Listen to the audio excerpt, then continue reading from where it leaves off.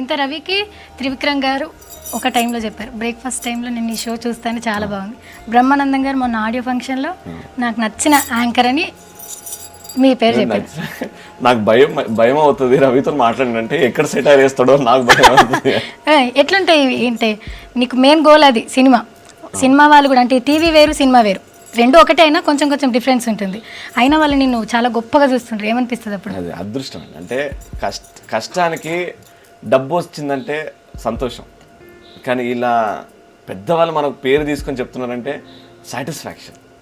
అది సంతోషం కంటే సాటిస్ఫాక్షన్ చాలా ఇంపార్టెంట్. అంటే హ్యాపీగా నిద్రపోవచ్చు అది తలుచుకొని ఒక 6 నెలలు ఏ జబ్బులు లేకుండా బతకచ్చు అని నాకు అనిపిస్తుంది. త్రివిక్రమ్ గారికి మాట అన్నారు, బ్రహ్మానందం గారు ఇలా అన్నారు అంటే ఒక తెలియని సంతృప్తి, ఫీలింగ్ వేరు ఉంటుంది. అంటే కొంచెం ఇప్పుడు ఆ స్టార్టింగ్లో ఉన్నావు కదా, కొంచెం పెరిగిపోతామేమో కొంచెం తగ్గాలి అని అప్పుడు అనిపించిందా? ఇవి తీసుకొని కొంచెం పెరిగింది ఏమన్నా? ఆ పెంచడం పర్ఫార్మెన్స్ లో పెంచాలి, అంతే. తలకెక్కించారు. బ్రహ్మానందం గారు నాతో అన్నాం అనుకో, బస్ ఎక్కుదా, బస్ వెయిటింగ్ నీకోసం. బస్ వెయిటింగ్ నీకోసం.